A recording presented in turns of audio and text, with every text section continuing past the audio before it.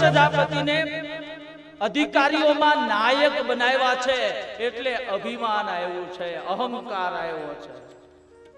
અને અહંકાર આવે ને એટલે ગમે એટલા સદગુણો તમારામાં હોય પણ એક અહંકાર રૂપી દુર્ગુણ આવે ને એટલે બધા જ સદગુણોનું ભક્ષણ કરી જાય.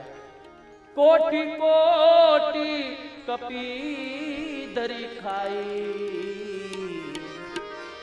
ગમે એટલા સદગુણો હશે. અને એના માટે દાખલા તરીકે તમે શેર બશેર દૂધ પાક પીધો હોય, બોલો રાધે રાધે, શેર બશેર દૂધ પાક પીધો હોય અને પાછળથી લસણની કળી ખાવ તો ઓડકાર શેનો આવવાનો છે? લસણનો. એમ ગમે એટલા સદગુણો હશે પણ એક અહંકાર રૂપી દુર્ગુણ આવશે ને એટલે બધા જ સદગુણોનું ભક્ષણ કરી જશે. અહીંયા અધિકારીઓના નાયક દક્ષને બનાવ્યા છે એટલે અહંકાર આવ્યો છે. અને અહંકાર આઈ નો યુ યસ, આઈ છે એ સીધો છે. આઈ છે એ જ્યારે સીધો છે, સીધું હોય ને ત્યારે અહંકાર આવે, પણ આઈ ને યુ બનાવવાનો છે, આઈ નું પાંખડું વાળી દેવાનું છે. આઈ નો યુ યસ, હું નહીં, મેં કાંઈ નથી કર્યું, જે કાંઈ કર્યું ને તે બકરી છે, અજા છે બકરી, ઈ મેં કરે એટલે એને દંડ દેવામાં આવે. જ્યારે કોયલ છે ને ઈ તું તું તું કરે એટલે આપણને વાલી લાગે છે.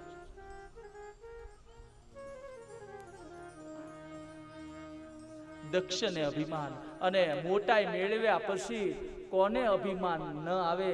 અરે મને અહીં બેહાડ્યો ને તો મને વિનયના રૂપમાં, અરે મારામાં કાંઈક હશે તો જ મને અહીં વ્યાસપીઠે બેહાડ્યો હોય ને. તમને વિનયતાના રૂપમાં અભિમાન આવે. જોયું અમને તો કાંઈ નહીં, માંડવા હેઠે પાથર્યું હોય તોય ભલે, ન પાથર્યું હોય તોય અમે તો આમ નામ બેહી જઈએ.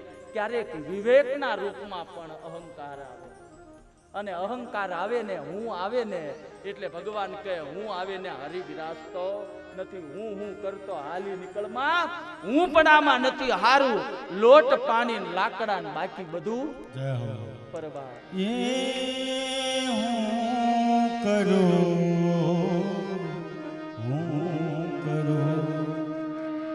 એ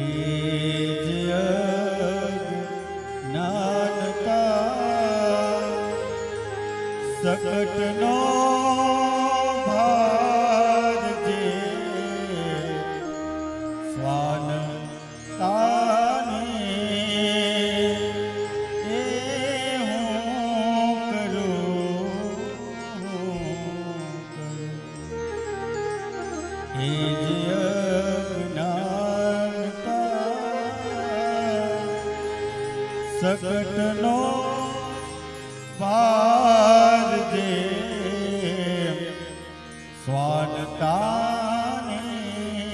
ગાડું હોય ને, ગાડું ઈ જાતું હોય, એની નીચે કૂતરું હોય. કૂતરું ગાડું હાલે એની હારો કૂતરું હાલે ને એટલે કૂતરાને એમ હોય કે આ ગાડાનો ભાર હું જ તાણું છું. એમ આપણને કદાચ એવું બને, આપણને એવું લાગે કે આ બધો ભાર હું જ વહન કરું છું. આ ભાર એ આપણે વહન નથી કરતા, નિમિત્ત બનાવી ભાર તો મુરારી ઉપાડે છે, યાદ રાખજો.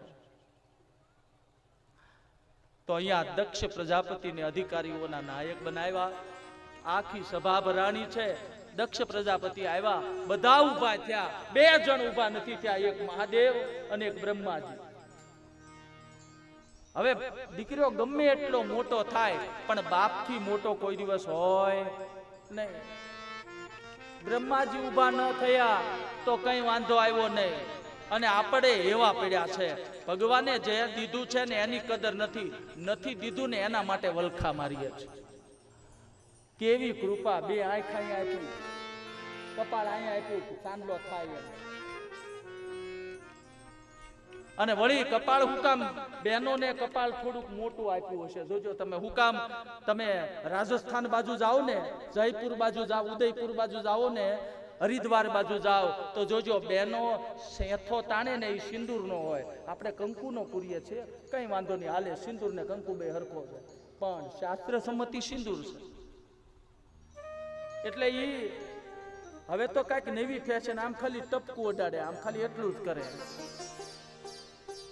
હું આનંદમાં ઘણી વખત કહેતો હોઉં છું કે જેટલો બહેનોએ સેથો સીધો તાણ્યો ને એટલા એના નારાયણ સીધા.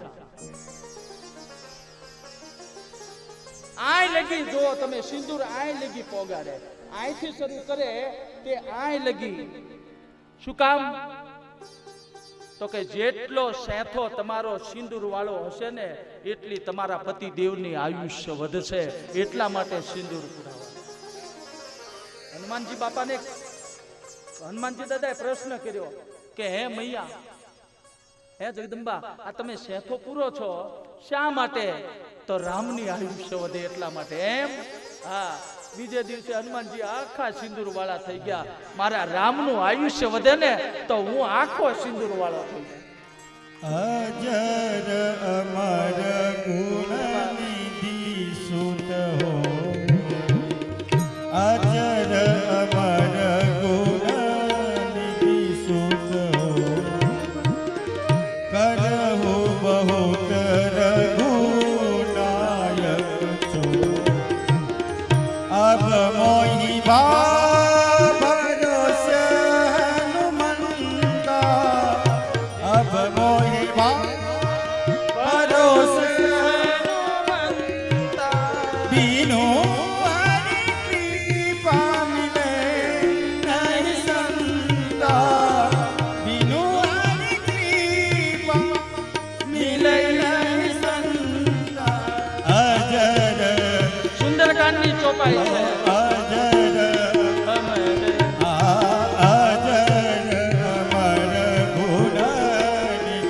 અરે માં, ખાલી એટલો તમે સિંદૂરનો સેથો પૂરો છો અને હનુમાનજીની હનુમાનજી કહે રામની આયુષ્ય વધતી હોય તો હું આખો સિંદૂર વાળો થઈ જાઉં તો મારો રામ અમર બની જાય ને.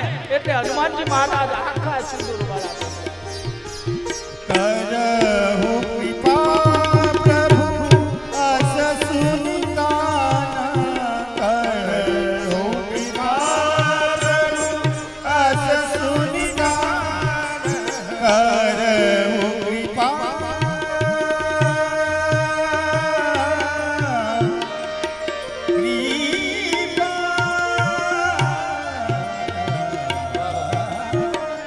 करहु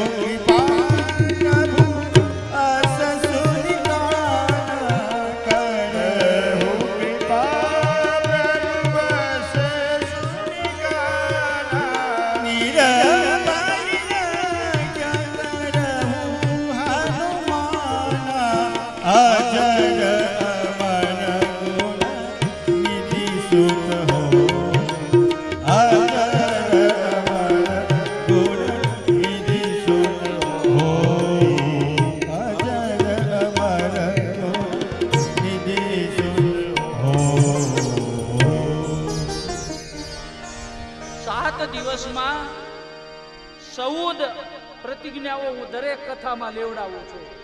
મેં ગણતરી નથી કરી કેટલી તમને પ્રતિજ્ઞાઓ લેવડાવી છે, પણ એક પ્રતિજ્ઞાઓ હારવાર લેવડાવી દઉં છું કે તમે જ્યારે સેથો પૂરો ને ત્યારે કંકુનો પૂરો તોય વાંધો નહીં, સિંદૂરનો પૂરો તોય વાંધો નહીં, પણ થોડોક લાંબો પૂરજો. ખાલી એટલું આમ દેખાવ નહીં. ઘણા તો આમ રાયનો દાણો, અને હવે નકરી ફેશનની એટલી બધી વાતો નીકળીને ત્યારે મને યાદ આવે છે.